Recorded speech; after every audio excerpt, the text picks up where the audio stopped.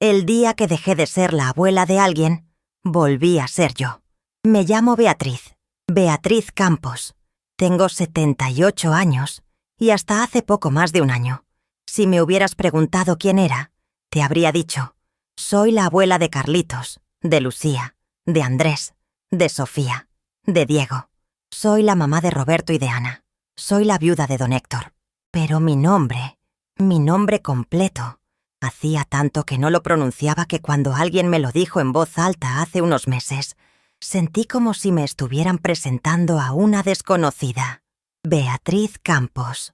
Sonaba extraño, sonaba ajeno, como si pertenecieras a otra persona que vivió hace mucho, mucho tiempo, en una vida que ya no me correspondía. Vivo en Querétaro, en una casa de 2 pisos que mi esposo y yo compramos cuando los niños eran pequeños. Es una casa amplia, con un jardín donde crecen bugambilias que yo misma planté hace 40 años. Aquí crié a mis hijos. Aquí los vi crecer, casarse, tener sus propios hijos. Y aquí, poco a poco, sin darme cuenta, fui desapareciendo. No me fui a ningún lado. Seguía levantándome cada mañana, haciendo el desayuno, arreglando la casa, cuidando el jardín. Pero algo de mí, algo esencial, se había esfumado en el camino. Y lo peor de todo es que ni siquiera me di cuenta de cuándo sucedió. Antes de continuar con mi historia, quiero pedirte algo. Si lo que voy a contarte resuena contigo, si te identificas aunque sea un poquito con lo que viví, regálame un like. Ayuda mucho a que este canal llegue a más mujeres que tal vez necesiten escuchar que nunca es tarde para volver a ser quienes fuimos. Nací en 1946, en un pueblito cerca de San Juan del Río. Mi papá trabajaba en una fábrica textil y mi mamá se dedicaba al hogar, como se decía en esa época. Éramos 5 hermanos, 3 mujeres y 2 hombres. Yo era la del medio. Crecí en una casa chiquita, de adobe, con piso de cemento que mi mamá trapeaba todos los días hasta dejarlo brillante. Dormíamos 3 hermanas en una misma cama, apretujadas pero felices. Los inviernos eran fríos y nos cubríamos con cobijas de lana que raspaban la piel, pero que guardaban un calor reconfortante que todavía puedo sentir cuando cierro los ojos. Mi papá ganaba lo justo. Nunca nos faltó el frijol en la mesa ni las tortillas recién hechas, pero tampoco sobraba nada. Aprendí desde chiquita que el dinero había que estirarlo, que las cosas se cuidaban, que nada se desperdiciaba. Mi mamá guardaba los frascos de vidrio, las bolsas de papel, los pedazos de tela. Todo servía para algo. En esa época, las niñas de familias como la mía no pensábamos mucho en estudiar.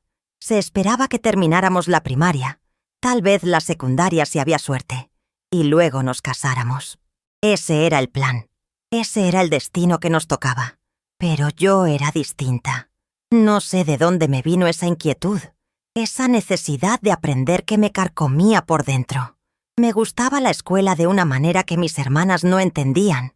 Ellas iban porque tenían que ir, pero yo iba porque quería estar ahí.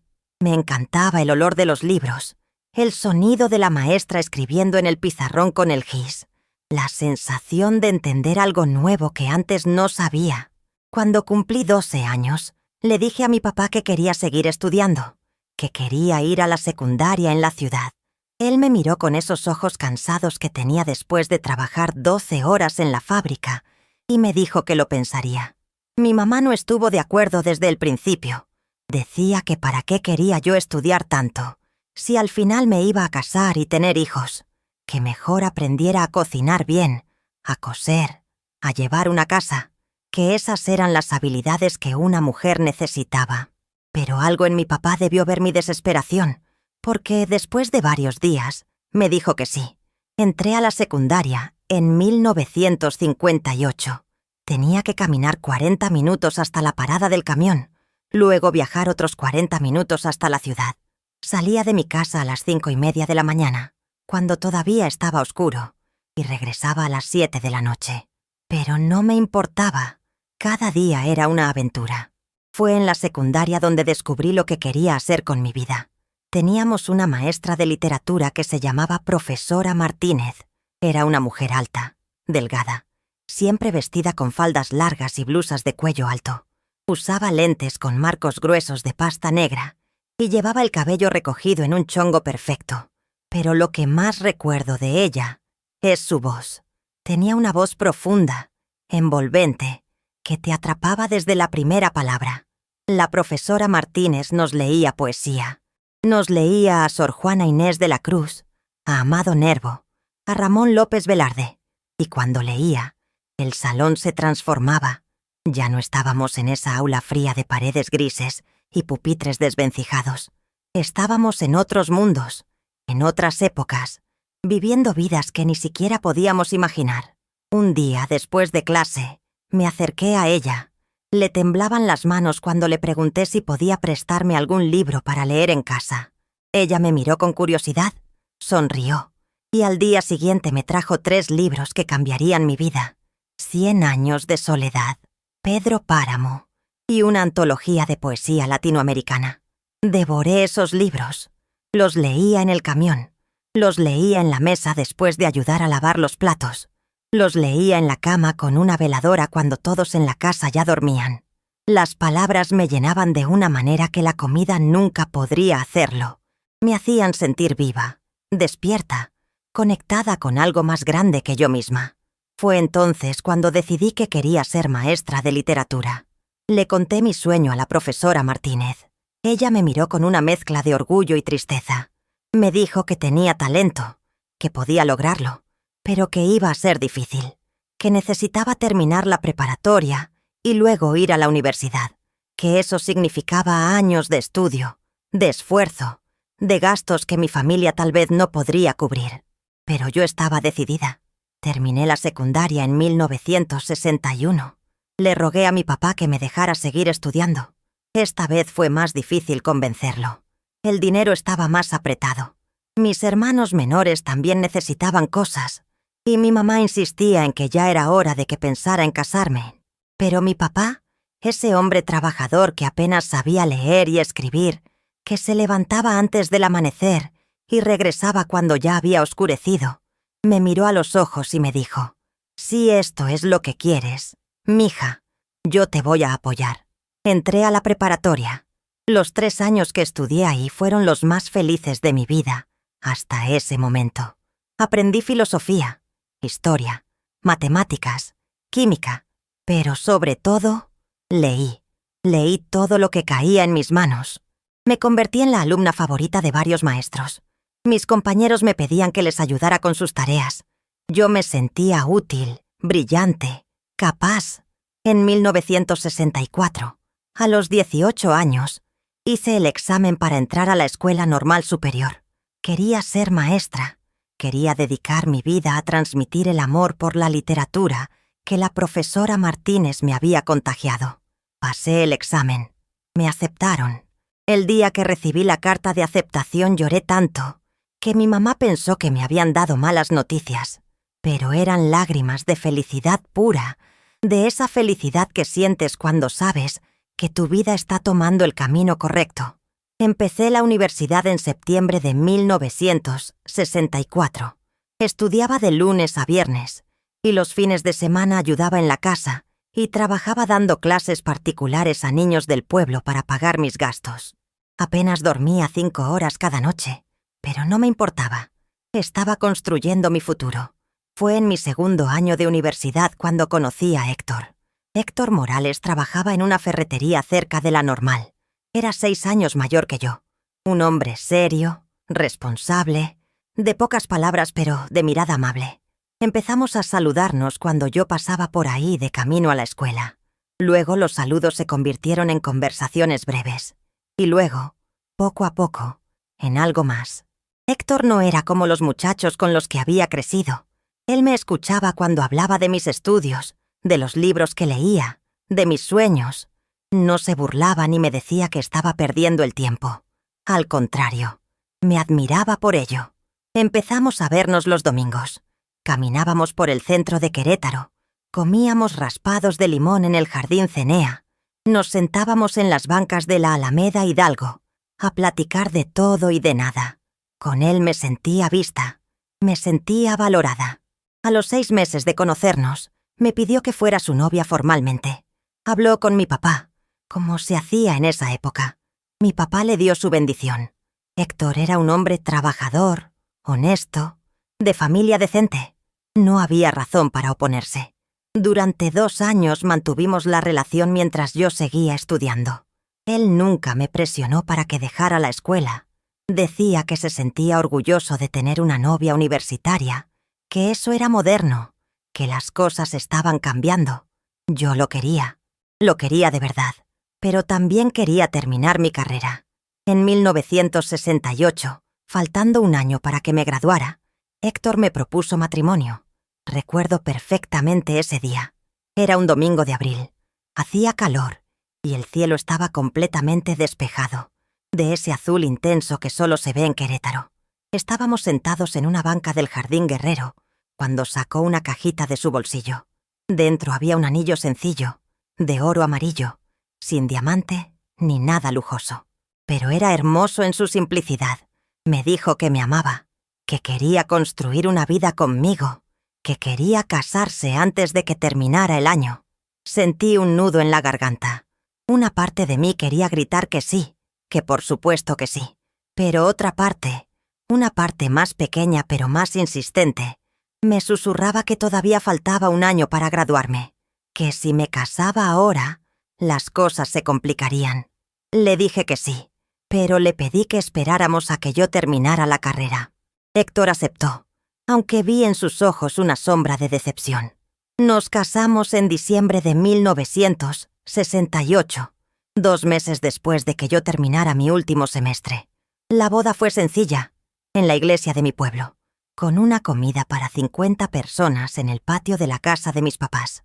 Yo usé el vestido de novia de mi hermana mayor, arreglado para que me quedara bien.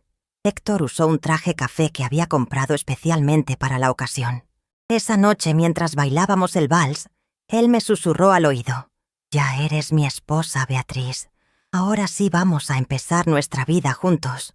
Yo sonreí, pero algo en mi pecho se apretó sin que pudiera explicar por qué. Me faltaban 3 meses para recibir mi título oficial. 3 meses para poder ejercer como maestra. Lo tenía todo planeado. Conseguiría una plaza en alguna secundaria, daría clases de literatura, inspirarías a estudiantes como la profesora Martínez me había inspirado a mí. Pero 2 semanas después de la boda, descubrí que estaba embarazada. Recuerdo el momento exacto en que lo supe.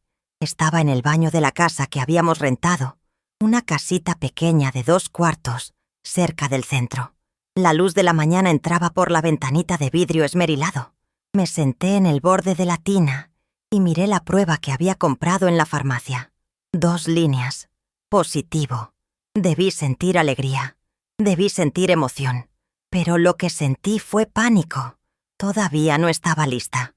Todavía quería terminar mi trámite de titulación, conseguir trabajo, establecerme profesionalmente aunque fuera un poco. Pero ahí estaba ese resultado, esas 2 líneas que cambiaban todo. Cuando se lo dije a Héctor esa noche, su reacción fue completamente opuesta a la mía. Se le iluminó la cara. Me abrazó con tanta fuerza que casi no podía respirar. Me dijo que era la mejor noticia que podía recibir, que íbamos a ser papás, que íbamos a formar una familia hermosa. Yo sonreí, asentí, dije que estaba feliz, pero por dentro, una parte de mí se estaba despidiendo de algo. No sabía exactamente de qué, pero podía sentirlo alejándose, como cuando ves a alguien irse en un tren y sabes que tal vez no volverás a verlo. Los siguientes meses fueron una mezcla extraña de preparación y renuncia. Fui a recoger mi título en mayo de 1969. Estaba de 5 meses de embarazo. Me tomé la foto oficial con la toga y el birrete, con mi panza apenas visible bajo la tela.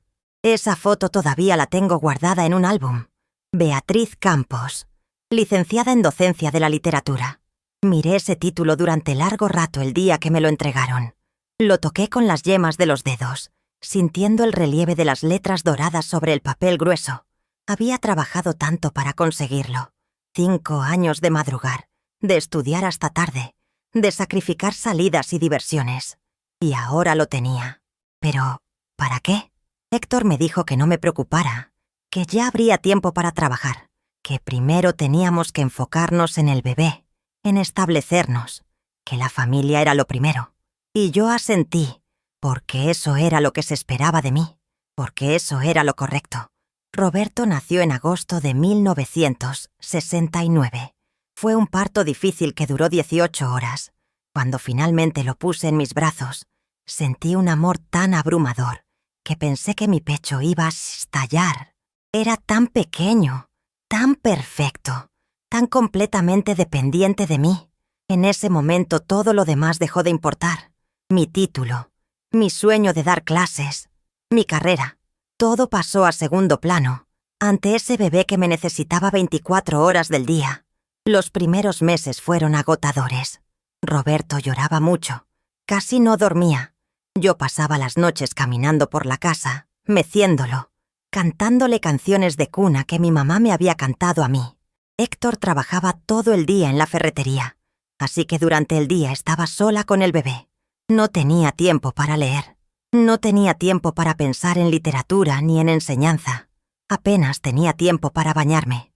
Cuando Roberto cumplió 1 año, pensé que tal vez ya era momento de buscar trabajo, aunque fuera medio tiempo, aunque fuera solo unas horas a la semana. Necesitaba sentir que todavía existía esa parte de mí que amaba los libros y las palabras. Se lo mencioné a Héctor una noche después de cenar.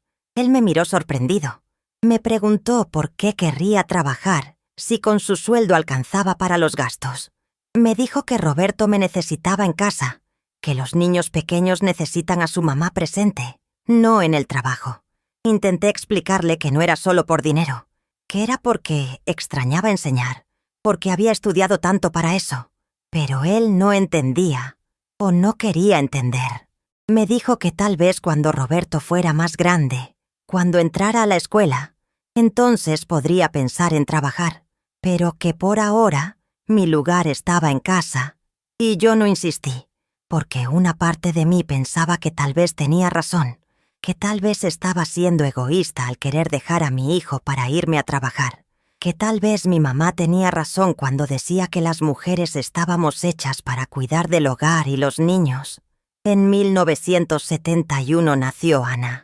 Otra niña hermosa que llegó a completar la familia. Con 2 niños pequeños, la idea de trabajar se volvió aún más lejana, más imposible. Los días se volvieron una rutina interminable de pañales, biberones, comidas, baños, llantos, juegos, cuentos antes de dormir. Héctor llegaba del trabajo, cenaba, veía un rato la televisión y se iba a dormir. Los domingos íbamos a casa de sus papás o de los míos. Y así pasaban las semanas, los meses, los años. Mi título universitario quedó guardado en un cajón. Los libros que había coleccionado con tanto amor se llenaron de polvo en un librero que ya nadie volteaba a ver.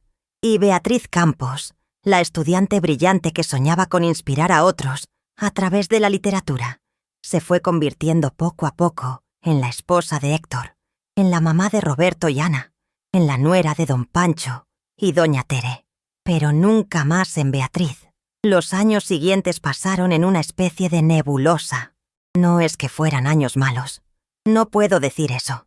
Tenía una familia hermosa, una casa propia que habíamos logrado comprar con el esfuerzo de Héctor, niños sanos que crecían fuertes. Había días llenos de risas, de abrazo, de esa felicidad simple que da ver a tus hijos descubrir el mundo. Pero también había algo más.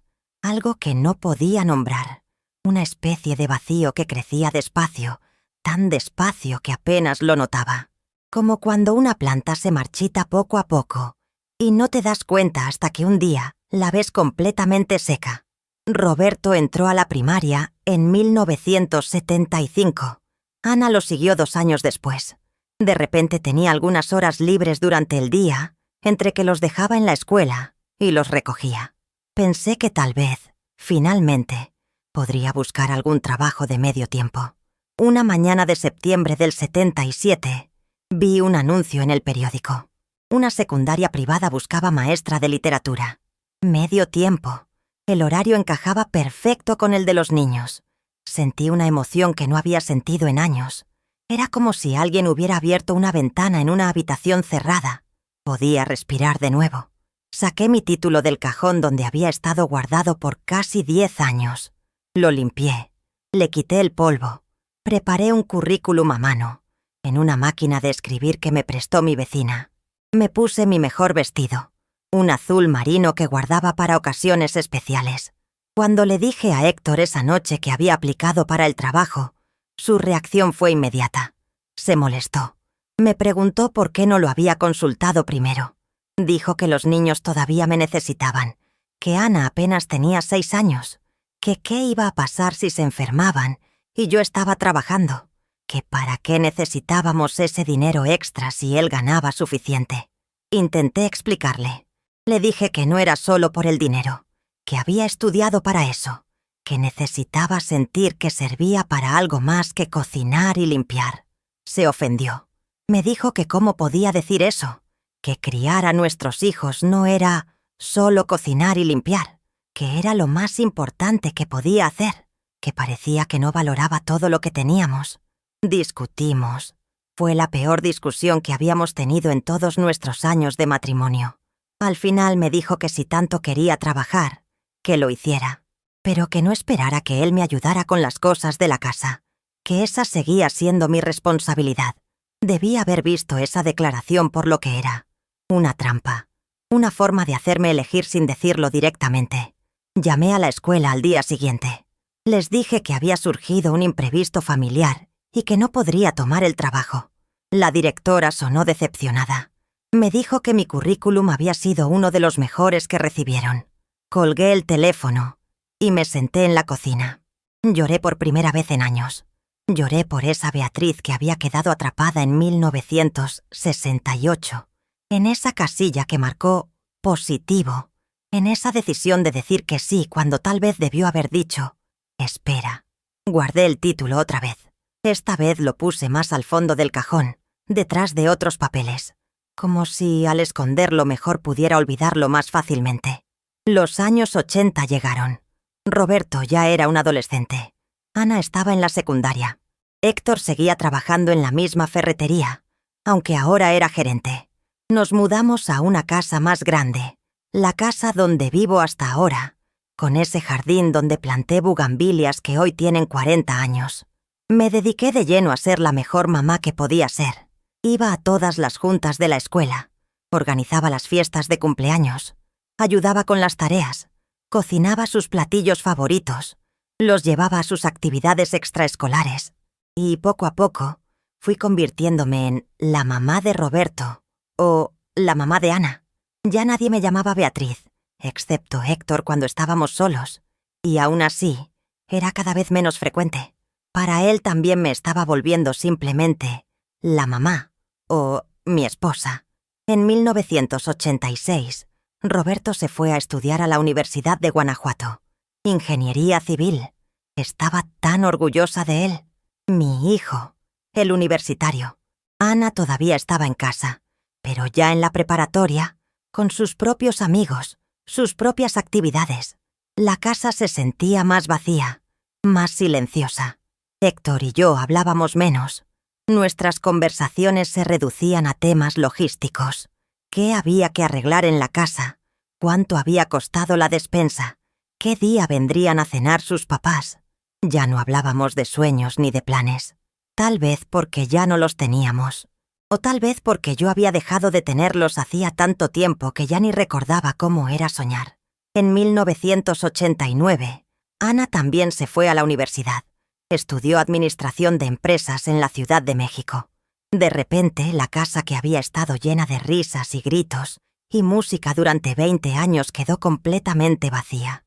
Solo quedábamos Héctor y yo, y ese silencio pesado que se instala entre dos personas que llevan tanto tiempo juntas que ya no saben qué decirse. Intenté llenar el vacío. Me metí a un grupo de señoras de la iglesia. Ayudábamos a organizar eventos, a juntar ropa para familias necesitadas, a preparar comidas para las fiestas patronales. También empecé a tomar clases de tejido. Hacía bufandas, suéteres, manteles. Los regalaba porque no sabía qué más hacer con ellos. Pero todo eso se sentía superficial, como si estuviera llenando el tiempo sin llenarlo realmente. Los años 90 trajeron una nueva etapa, la de ser abuela. Roberto se casó en 1992. Al año siguiente nació mi primer nieto, Carlitos. Cuando lo cargué por primera vez, sentí ese mismo amor abrumador que había sentido con mis propios hijos. Pero también sentí algo más, una responsabilidad renovada. Roberto y su esposa trabajaban todo el día, necesitaban ayuda con el bebé, y por supuesto yo estaba ahí para dársela. Empecé a ir a su casa 3 veces por semana para cuidar a Carlitos. Luego nació Lucía. Después Ana tuvo a Andrés. Luego Roberto tuvo otra niña, Sofía. Y finalmente Ana tuvo a Diego. 5 nietos en 10 años. De repente mis días volvieron a estar llenos. Pero ya no eran mis días. Eran los días de Carlitos, de Lucía, de Andrés, de Sofía, de Diego. Yo existía en función de ellos. De sus horarios, sus necesidades, sus berrinches, sus alegrías. Y todos me llamaban Abu o Abuela Betty. Nadie me llamaba Beatriz. Héctor se jubiló en el 2002. De repente estaba en casa todo el día. Esperaba que comiera con él a mediodía, que le tuviera la cena lista a las 7, que lo acompañara a ver televisión por las noches. Si yo tenía planes de ir a cuidar a los nietos, me preguntaba qué iba a comer él, como si no pudiera prepararse algo solo. Me sentía atrapada entre ser esposa y ser abuela, entre las demandas de Héctor y las necesidades de mis hijos y nietos. Y en todo eso, Beatriz había desaparecido completamente. Hubo señales, muchas señales de que estaba perdiendo algo importante, pero en ese momento no las vi, o las vi y no quise reconocerlas. La primera señal llegó en mayo del 2005. Roberto organizó una comida para el Día de las Madres. Estábamos todos reunidos. Mis 2 hijos, sus parejas, los 5 nietos. Héctor también estaba ahí, por supuesto. En medio de la comida, Carlitos, que tenía como 12 años en ese entonces, me preguntó: «Abu, ¿tú a qué te dedicabas antes de ser abuela?» Se me hizo un nudo en la garganta. Abrí la boca para responder, pero no salió nada. No porque no supiera la respuesta, sino porque esa respuesta parecía pertenecer a otra persona, a alguien que yo había sido hace tanto tiempo que ya casi ni la recordaba. Roberto se rió y dijo: «Tu abuela siempre ha sido mamá y abuela, Carlitos. Ese es su trabajo». Todos se rieron. Era un comentario cariñoso, sin mala intención, pero algo en mi pecho se apretó. Quise decir: «Estudié literatura, tengo una licenciatura, quería ser maestra», pero las palabras se quedaron atoradas en mi garganta. Solo sonreí y serví más gelatina. Esa noche, cuando regresé a casa, busqué mi título. Estaba en el mismo cajón donde lo había guardado hacía más de 30 años. El papel se había amarillento. Las letras doradas se habían opacado. Beatriz Campos, licenciada en docencia de la literatura. Me senté en la orilla de la cama con ese papel en las manos y lloré. Lloré por todos esos años que había dejado pasar, por todos esos estudiantes que nunca tuve, por todas esas clases que nunca di, por esa Beatriz que se había esfumado sin que yo hiciera nada por retenerla. Guardé el título otra vez, pero esta vez sabía que no podía seguir escondiéndolo. No podía seguir escondiéndome. La segunda señal llegó unos meses después, en septiembre. Ana me pidió que fuera a cuidar a Diego, que apenas tenía 2 años, porque ella tenía una junta importante en el trabajo. Por supuesto le dije que sí. Mientras jugaba con Diego en la sala de su casa, vi un librero lleno de libros. Ana siempre había sido buena lectora, algo que yo había fomentado cuando era niña. Me acerqué a mirar los títulos. Había una edición nueva de 100 años de soledad, el mismo libro que la profesora Martínez me había prestado cuando yo tenía 14 años, el libro que había cambiado mi vida. Lo saqué del librero, pasé los dedos por la portada, lo abrí y leí las primeras líneas. Muchos años después, frente al pelotón de fusilamiento, el coronel Aureliano Buendía había de recordar aquella tarde remota en que su padre lo llevó a conocer el hielo. Las palabras me golpearon con una fuerza que no esperaba. Era como si hubiera estado dormida durante décadas y de repente alguien me sacudiera para despertarme. Lloré ahí mismo, con el libro en las manos, mientras Diego jugaba con sus carritos sin darse cuenta de que su abuela se estaba desmoronando. Cuando Ana llegó 3 horas después, yo ya me había secado las lágrimas. Le pregunté si podía llevarme prestado el libro. Ella me miró sorprendida y me dijo que por supuesto, que me llevara los que quisiera. Esa noche leí 50 páginas. Héctor estaba dormido a mi lado, roncando suavemente. Yo leía con una lámpara pequeña, sintiendo cómo algo dentro de mí empezaba a despertar. La tercera señal fue la más dolorosa. Era diciembre del 2009. Héctor y yo fuimos a una posada que organizaba uno de sus amigos de la ferretería. Había mucha gente, música, ponche, tamales. Todo el mundo platicaba, se reía, disfrutaba. En un momento de la noche, la esposa del amigo de Héctor se acercó a mí. Era una señora más o menos de mi edad, muy arreglada, con maquillaje perfecto y cabello teñido de rubio. Me preguntó a qué me dedicaba. Me quedé paralizada. No sabía qué responder. Finalmente dije, soy ama de casa y cuido a mis nietos. Ella sonrió con amabilidad. ¡Ah, qué bonito! ¡Qué noble labor! Yo también fui ama de casa muchos años, pero cuando mis hijos se fueron a la universidad, retomé mi carrera. Ahora doy clases de inglés en una secundaria. Me encanta. Me hace sentir útil, ¿sabes? Doy clases. Esas 2 palabras me perforaron el pecho como balas. Asentí, sonreí. Dije algo cortés, pero por dentro, algo se rompió. Esa podría haber sido yo. Esa debería haber sido yo. Cuando regresamos a casa esa noche, me senté en la cocina después de que Héctor se fuera a dormir. Miré las paredes de esa cocina que había limpiado miles de veces. Miré la estufa donde había cocinado miles de comidas. Miré la mesa donde había servido miles de cenas. Y por primera vez en décadas, me pregunté, ¿esto es todo lo que voy a ser? La cuarta señal fue más sutil, pero igual de importante. Un sábado de febrero del 2010, estaba organizando unos papeles viejos cuando encontré una caja con fotos. Había fotos de mi boda, de cuando nacieron mis hijos, de cumpleaños, de navidades, de viajes, y había una foto mía del día de mi graduación. Tenía 23 años en esa foto. Estaba usando la toga y el birrete, sosteniendo mi título, sonriendo de una manera que ya ni recordaba cómo se sentía. Mis ojos brillaban. Había esperanza en esa mirada. Había futuro. Comparé esa foto con la que me habían tomado en la última Navidad, apenas 2 meses atrás. En esa foto reciente, yo estaba rodeada de mis nietos, sonriendo también, pero era una sonrisa diferente, cansada, resignada. Mis ojos ya no brillaban de la misma manera. ¿Qué le pasó a esa chica de la foto vieja? ¿Dónde se fue? La quinta señal llegó en abril del 2010 y fue la que más me dolió. Roberto y Ana organizaron una comida para mi cumpleaños número 64. Habían comprado un pastel grande, decorado con flores de azúcar. En el pastel decía, «Feliz cumpleaños, abuela». Ni siquiera decía mi nombre. Era abuela, como si esa fuera mi única identidad. Como si antes de ser abuela no hubiera existido. Cuando cantaron las mañanitas, todos me felicitaban diciendo, «Felicidades, Abu. Que cumplas muchos más, abuela Betty». Nadie dijo, «Felicidades, Beatriz». Me partieron el pastel, soplé las velas, sonreí para las fotos, pero por dentro, algo gritaba. La sexta señal fue diferente. Fue algo que yo provoqué sin darme cuenta.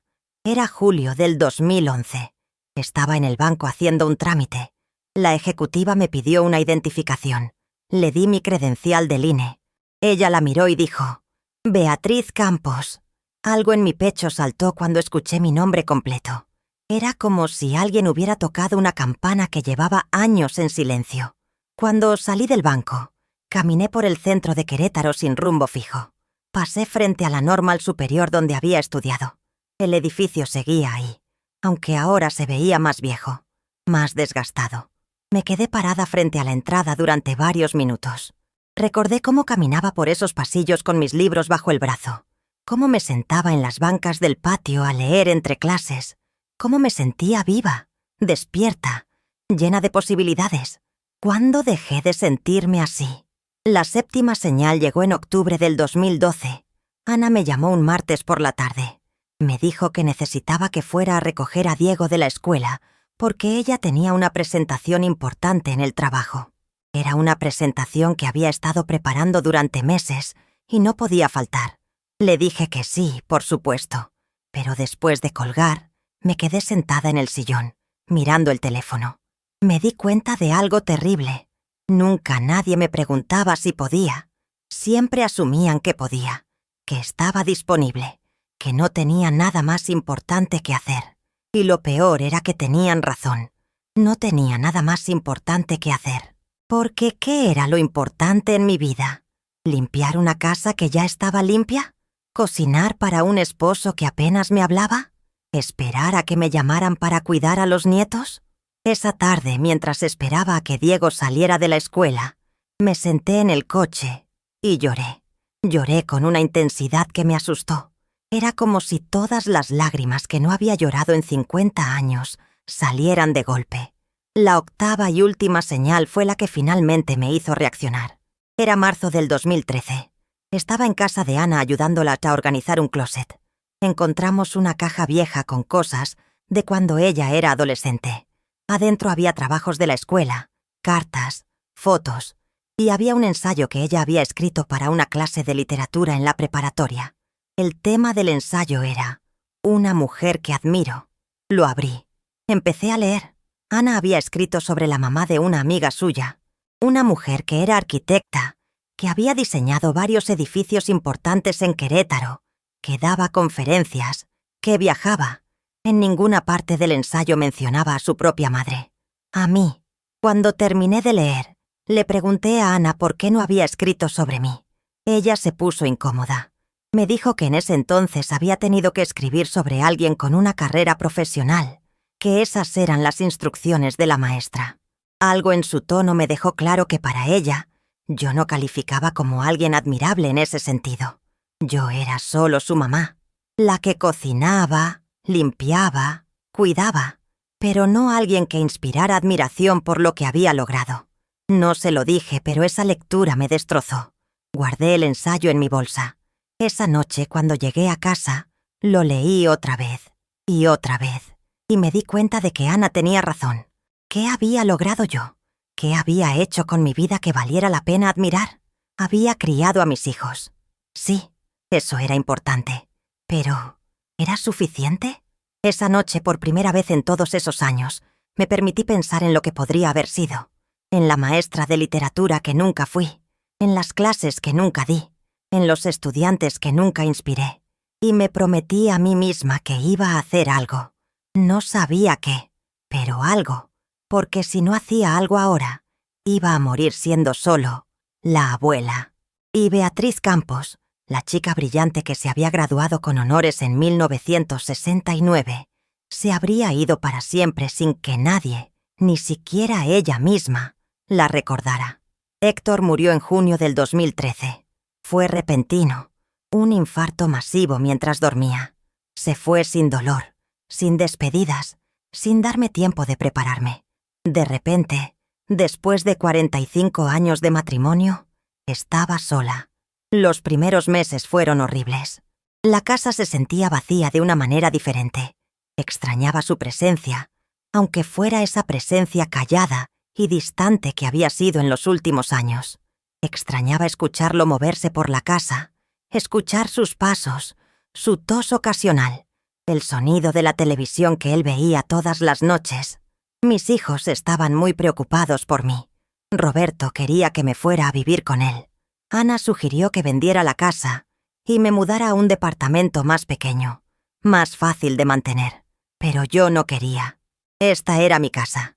Aquí había vivido los últimos 40 años. Aquí había criado a mis hijos. Aquí había plantado mi jardín. Los primeros 6 meses después de la muerte de Héctor, los pasé en una especie de piloto automático. Me levantaba, desayunaba, limpiaba la casa, regaba el jardín, cocinaba, veía televisión. Me iba a dormir. Los fines de semana iba a casa de alguno de mis hijos a cuidar a los nietos. Pero algo estaba cambiando dentro de mí, algo que no podía explicar. Una tarde de diciembre, Estaba limpiando el closet de Héctor. Tenía que decidir qué hacer con su ropa, con sus cosas. Roberto me había dicho que no me apurara, que lo hiciera cuando estuviera lista. En el fondo del closet encontré una caja. La abrí. Adentro estaban mis cosas, cosas que yo había guardado hace décadas y que había olvidado. Mi título universitario, certificados de cursos que había tomado, ensayos que había escrito en la universidad, cartas de la profesora Martínez, fotos de mi graduación. Me senté en el piso del closet, rodeada de la ropa de mi esposo muerto, y miré esos papeles que representaban a una persona que ya casi no reconocía. Beatriz Campos. Ahí estaba su nombre, una y otra vez, en el título, en los certificados, en las cartas, y algo dentro de mí se rompió. Pero no de tristeza. Era otra cosa. Era como si algo que había estado comprimido durante 50 años finalmente encontrara espacio para expandirse. Me di cuenta, sentada ahí en el piso, de que había pasado más de 5 décadas viviendo para otros, para mi esposo, para mis hijos, para mis nietos. Había existido en función de las necesidades de otras personas. Pero, ¿qué pasaba con las necesidades de Beatriz? Esa noche no pude dormir. Me quedé despierta mirando el techo, procesando un pensamiento que me aterraba y me emocionaba al mismo tiempo. Todavía tenía tiempo. Tenía 67 años. Estadísticamente podía vivir otros 20 o 30 años, tal vez más. ¿Iba a pasar esos años siendo solo la viuda de Héctor y la abuela de los niños? ¿O finalmente iba a permitirme ser Beatriz otra vez? La respuesta llegó una mañana de enero del 2014. Estaba tomando café en la cocina cuando sonó el teléfono. Era Ana. Necesitaba que fuera a cuidar a Diego porque la niñera había faltado. Abrí la boca para decir que sí, como había dicho automáticamente durante décadas. Pero las palabras que salieron fueron diferentes. «No puedo hoy, mija. Tengo un asunto que atender». Hubo un silencio del otro lado de la línea. Ana sonaba sorprendida. «¿Un asunto? ¿Qué asunto, mamá?» «Un asunto personal», dije. Y mi voz sonó firme, segura, de una manera que no había sonado en años. Colgué el teléfono. Me temblaban las manos. No tenía ningún asunto que atender, pero acababa de tomar una decisión. Me bañé. Me vestí con cuidado. Me puse un vestido que había comprado para el funeral de Héctor, pero que nunca había vuelto a usar. Me maquillé por primera vez en meses y salí de la casa con un propósito claro. Conduje hasta la Normal Superior. El edificio se veía exactamente como lo recordaba, aunque ahora había más construcciones alrededor. El patio donde solía sentarme a leer tenía árboles más grandes. Las paredes necesitaban pintura. Entré. Le dije a la recepcionista que había estudiado ahí hace muchos años y que quería saber si podían darme información sobre programas de actualización para maestros. Ella me miró con curiosidad, pero con amabilidad. Me dio varios folletos. Me dijo que había cursos de actualización, diplomados, oportunidades de capacitación. También me comentó que la biblioteca de la escuela siempre necesitaba voluntarios, gente que ayudara a organizar libros, a catalogar material nuevo, a asistir a los estudiantes. Salí de ahí con los folletos en la mano y algo más. Esperanza. Por primera vez en 50 años, sentía que había un futuro que no estaba completamente definido por las necesidades de otras personas. Esa noche llamé a Roberto y a Ana. Les dije que necesitaba hablar con ellos de algo importante. Fueron a mi casa el sábado siguiente. Se veían preocupados. Probablemente pensaban que les iba a decir que estaba enferma o que finalmente había decidido vender la casa. Les serví café. Nos sentamos en la sala y les dije la verdad. Les dije que los amaba, que ser su mamá había sido el honor más grande de mi vida, que no me arrepentía de nada de lo que había hecho por ellos. Pero también les dije que había perdido algo en el camino, que me había perdido a mí misma, que había dejado de ser Beatriz para convertirme solo en mamá y después en abuela. Les dije que quería retomar mi vida, que quería hacer algo con todo ese conocimiento que había adquirido hace tantos años y que nunca había usado. Roberto frunció el ceño. Me preguntó qué quería decir exactamente con eso. Les mostré los folletos de la Normal. Les dije que estaba pensando en tomar un curso de actualización, que tal vez, si todo salía bien, podría empezar a dar clases o trabajar como voluntaria en la biblioteca de la escuela. Ana me miró con una expresión que no pude descifrar. «Mamá», me dijo, «tienes 67 años. ¿No crees que ya es un poco tarde para eso?»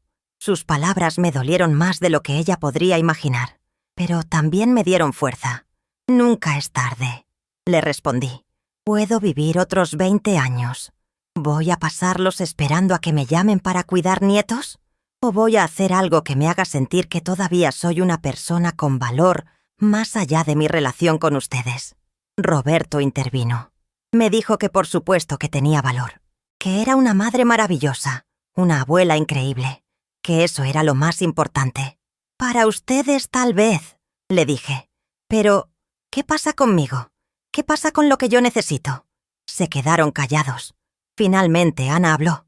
Me dijo que si eso era lo que yo quería, que lo hiciera, pero me advirtió que no esperara que ellos cambiaran sus vidas, que todavía necesitaban mi ayuda con los niños.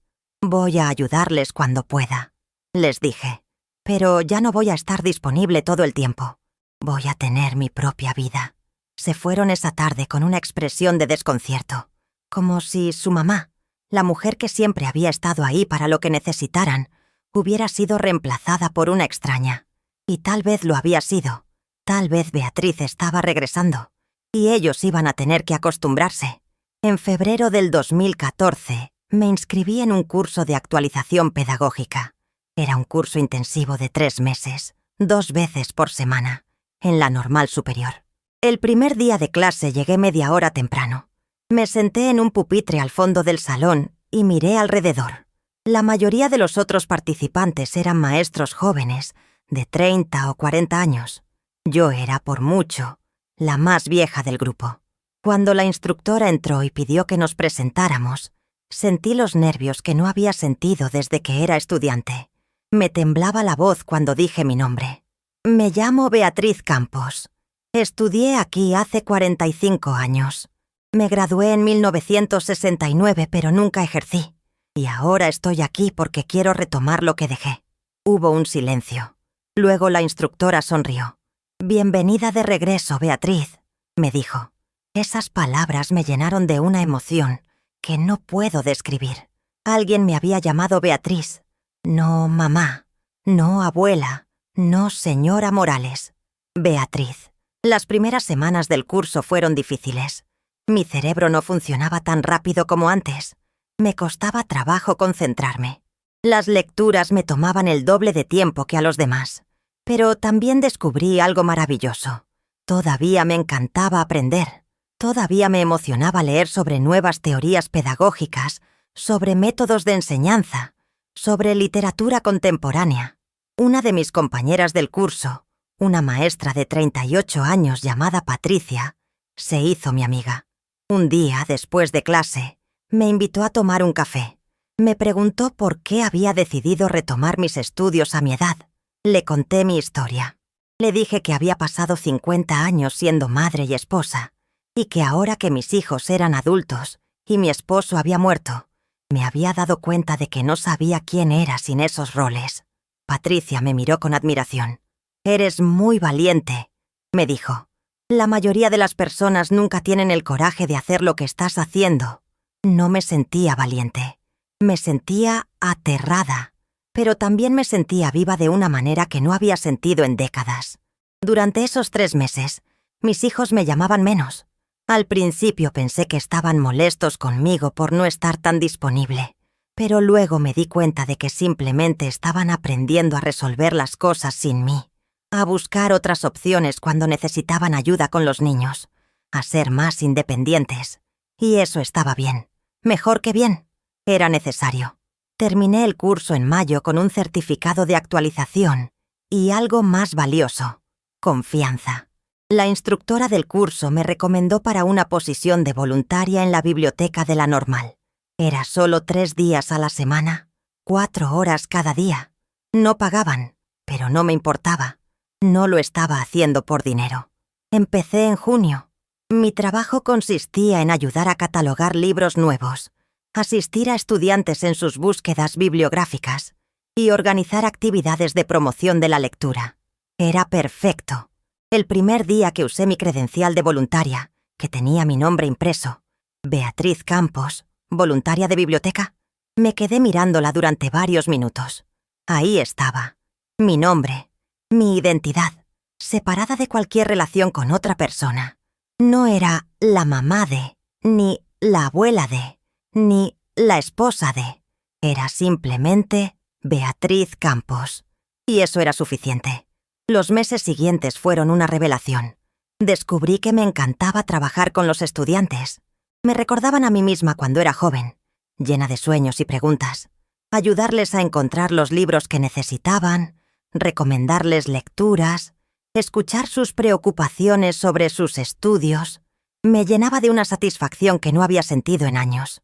También me di cuenta de que tenía mucho que ofrecer. Los años que había pasado criando hijos, organizando una casa, resolviendo problemas cotidianos, me habían dado habilidades que no sabía que tenía. Era buena organizando. Era paciente. Sabía escuchar. Sabía cómo hacer que la gente se sintiera cómoda. En septiembre, la coordinadora de la biblioteca me pidió que dirigiera un taller de lectura para estudiantes de primer semestre. Era un taller semanal donde leíamos cuentos cortos y luego los discutíamos. Acepté, aunque estaba aterrada. La primera sesión del taller fue en un martes por la tarde. Había 15 estudiantes. Todos tenían entre 18 y 20 años. Yo tenía 68. Cuando entré al salón, algunos me miraron con curiosidad. Probablemente pensaban que era otra estudiante, o tal vez la mamá de alguien que se había perdido. Me presenté. Les dije que íbamos a leer y discutir un cuento de Juan Rulfo. Empecé a leer.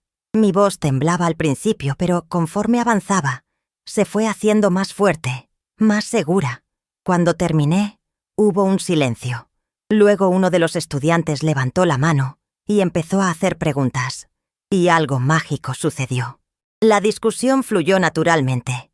Los estudiantes participaban, compartían sus interpretaciones, debatían entre ellos, y yo los guiaba.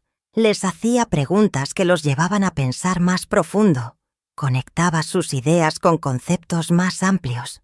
Era como si hubiera nacido para hacer esto. Cuando terminó la sesión, varios estudiantes se acercaron a agradecerme. Una chica me dijo que nunca había entendido realmente a Rulfo hasta ese día. Salí de ese salón flotando. Me sentía eufórica. Me sentía completa. Esa noche, cuando llegué a casa, me miré en el espejo del baño. Y por primera vez en décadas, me gustó la persona que vi reflejada. Ya no solo era una abuela. Era Beatriz, maestra, facilitadora, mentora. Era yo misma. Si esta historia te está tocando el corazón, si te identificas con esa sensación de haberte perdido en el camino, dame un like y cuéntame en los comentarios qué opinas. ¿Alguna vez te has sentido así? ¿Qué harías en mi situación? Tu apoyo ayuda a que más mujeres encuentren estas historias cuando más las necesitan. El taller de lectura se convirtió en la parte favorita de mi semana. Cada martes esperaba con ansias ver a mis estudiantes, descubrir qué habían pensado sobre la lectura, escuchar sus interpretaciones. Pero no todo fue fácil. Mis hijos seguían teniendo dificultades para adaptarse a mi nueva vida. Un viernes de octubre, Ana me llamó. Estaba muy molesta. Me dijo que había tenido que faltar a una junta importante en el trabajo porque no había podido encontrar a nadie que recogiera a Diego de la escuela. Antes siempre podía contar contigo, me dijo. Y había un reproche claro en su voz. Respiré profundo antes de responder. Ana, te quiero mucho. Y quiero mucho a Diego. Pero ya no puedo ser tu plan A para todo. Necesitas buscar otras opciones. Una niñera regular. Actividades después de la escuela. No sé. Pero no puedo seguir organizando mi vida alrededor de la tuya. Hubo un silencio largo del otro lado. No te reconozco, mamá, me dijo finalmente. Parece que ya no te importamos. Esas palabras me dolieron, pero no me doblaron. No es que no me importen, le dije. Es que finalmente me importo yo también. Y eso no te quita nada a ti. Colgó sin despedirse. No nos hablamos durante 2 semanas. Fueron 2 semanas difíciles. Me preocupaba haberla lastimado. Me preocupaba estar siendo egoísta. Me preocupaba estar destruyendo mi relación con mis hijos. Pero también sabía que no podía regresar a como eran las cosas antes. No podía volver a desaparecer. Finalmente, Ana vino a visitarme un domingo por la tarde. Traía a Diego con ella. Se sentó en el sillón de la sala y me miró con ojos cansados. «He estado pensando en lo que dijiste», empezó. «Y creo que tienes razón. He estado dependiendo demasiado de ti. He estado asumiendo que siempre estarías disponible porque siempre lo habías estado». Se le quebraba la voz. «Pero también me duele, mamá. Me duele sentir que te estoy perdiendo». Me senté junto a ella y tomé su mano. «No me estás perdiendo», le dije. «Estoy justo aquí. Pero necesito que entiendas que soy más que tu mamá. Soy una persona completa, con sueños propios, con necesidades propias, y necesito espacio para eso». Ana lloró. Yo también lloré. Pero fueron lágrimas de entendimiento, no de pelea. Desde ese día nuestra relación cambió. Se volvió más honesta, más equilibrada.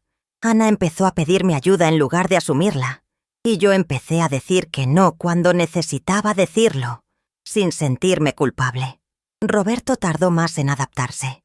Era más tradicional, más apegado a la idea de cómo debían ser las cosas, pero eventualmente, él también lo aceptó. En enero del 2015, algo increíble sucedió. La coordinadora de la biblioteca me llamó a su oficina. Me dijo que una de las maestras de literatura de medio tiempo acababa de renunciar. Necesitaban a alguien que pudiera dar 2 clases por semana de apreciación de la literatura mexicana a estudiantes de primer semestre. Me estaba ofreciendo el trabajo. No podía creerlo. Después de 46 años, finalmente me estaban ofreciendo ser lo que siempre había soñado: maestra de literatura.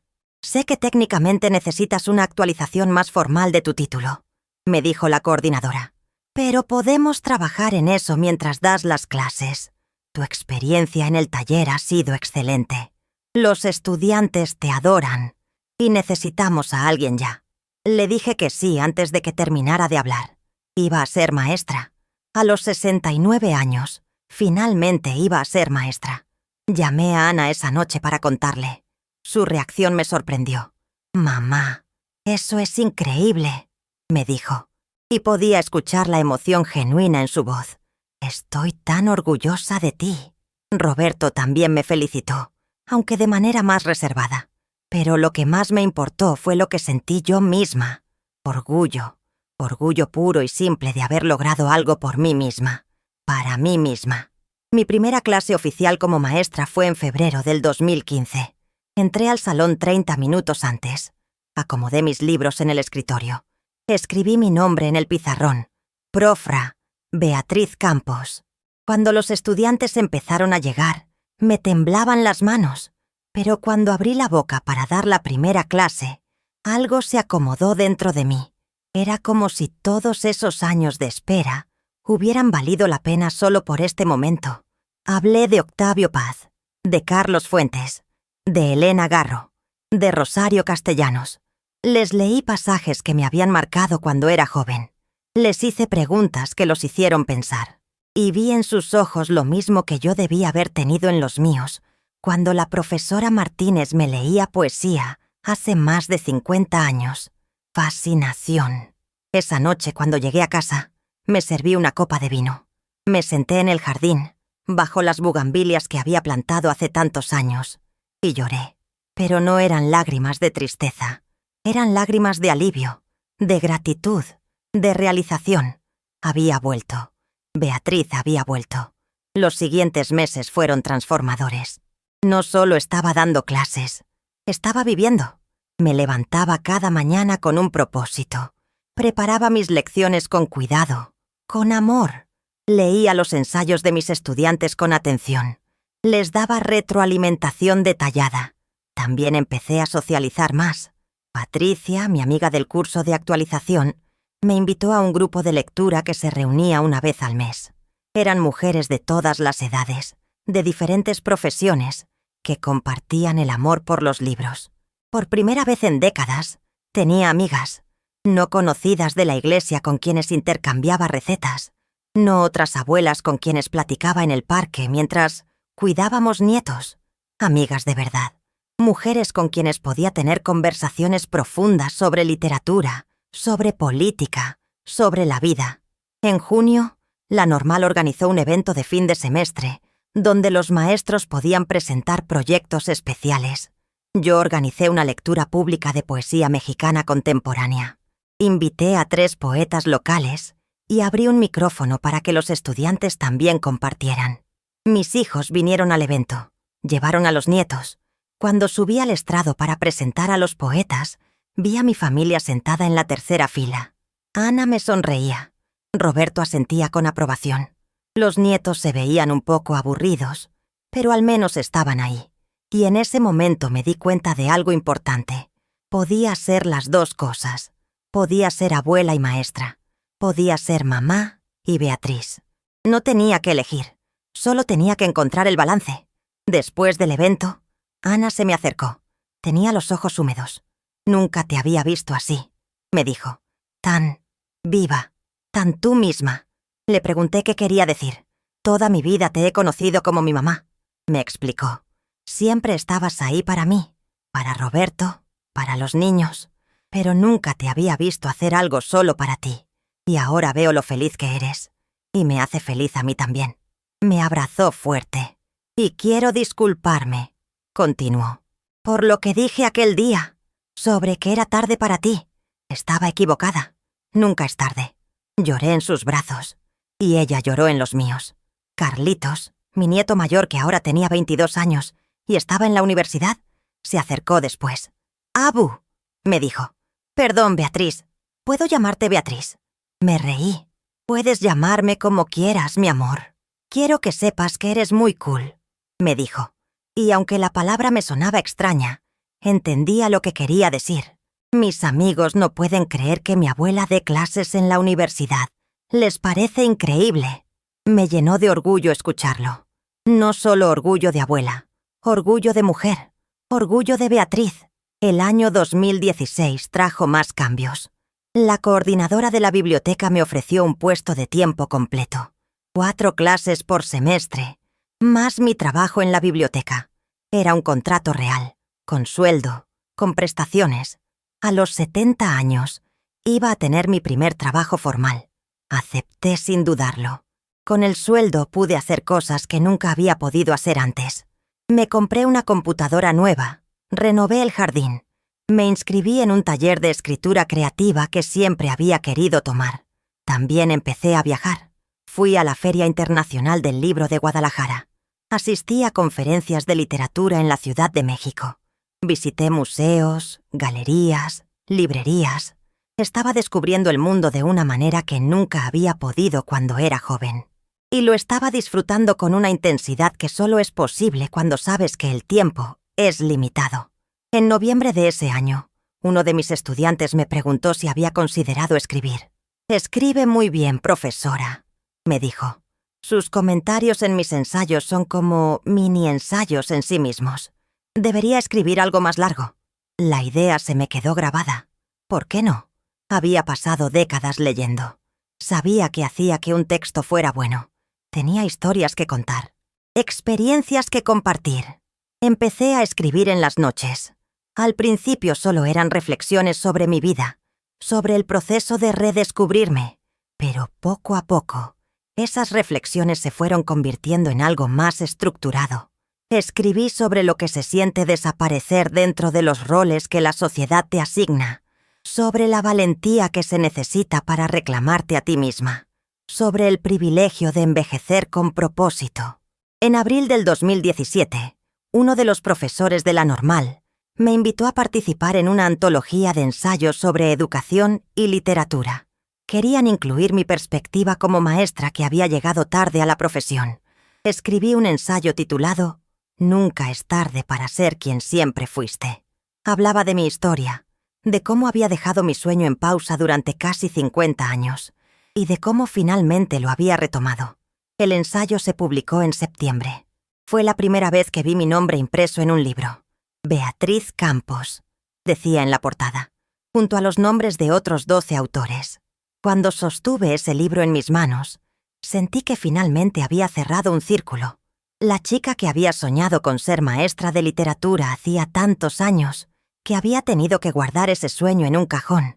Finalmente había logrado no solo ser maestra, sino también escritora. Ana organizó una pequeña fiesta para celebrar la publicación. Invitó a toda la familia, a algunos de mis colegas de la normal, a mis amigas del grupo de lectura. Durante la fiesta, Roberto dio un brindis. «Quiero decir algo sobre mi mamá», empezó, y su voz sonaba emocionada. «Toda mi vida la conocí como la mejor mamá del mundo. Siempre estuvo ahí para mí, para mi hermana, para nuestros hijos. Y pensaba que eso era todo lo que ella era. Pero estos últimos años me ha enseñado que estaba equivocado». Hizo una pausa. «Mi mamá no es solo una mamá increíble. Es una mujer increíble. Es maestra, es escritora, es valiente, es inspiradora. Y me da pena admitir que me tomó tanto tiempo verlo. Pero ahora que lo veo, estoy más orgulloso de ella de lo que nunca había estado». Todos aplaudieron. Yo lloré. Después, cuando todos se habían ido, Ana se quedó ayudándome a limpiar. «¿Sabes qué es lo más loco de todo esto?», me dijo mientras guardábamos los platos. «¿Qué?», pregunté. «Que yo escribí ese ensayo sobre la mamá de mi amiga cuando tenía 17 años. La admiraba porque era arquitecta, porque había logrado cosas en su carrera. Y ahora, 25 años después, mi propia mamá se ha convertido en alguien aún más admirable». Me miró con ojos brillantes. «Si me pidieran escribir ese ensayo hoy, escribiría sobre ti, sin dudarlo». Nos abrazamos en medio de la cocina, rodeadas de platos sucios y sobras de comida, y lloré como no había llorado en años, porque finalmente, después de tanto tiempo, alguien me veía. No como mamá, no como abuela, como Beatriz. Los años que siguieron fueron los más plenos de mi vida. Seguí dando clases, seguí escribiendo. Publiqué 3 ensayos más en diferentes revistas académicas. Uno de ellos ganó un premio local de ensayo. También empecé a dar conferencias. Me invitaban a escuelas, a centros comunitarios, a eventos de mujeres, para hablar sobre mi experiencia, sobre nunca rendirse, sobre retomar sueños olvidados, sobre la importancia de no perderse a uno mismo en los roles que cumplimos. Cada vez que daba una conferencia, veía a mujeres en el público que se veían reflejadas en mi historia. Mujeres que habían dejado sus carreras para criar hijos. Mujeres que se habían convertido solo en la esposa de o la mamá de. Mujeres que habían olvidado sus propios nombres y después de cada conferencia se me acercaban, me abrazaban, me agradecían, me decían que necesitaban escuchar que no era tarde.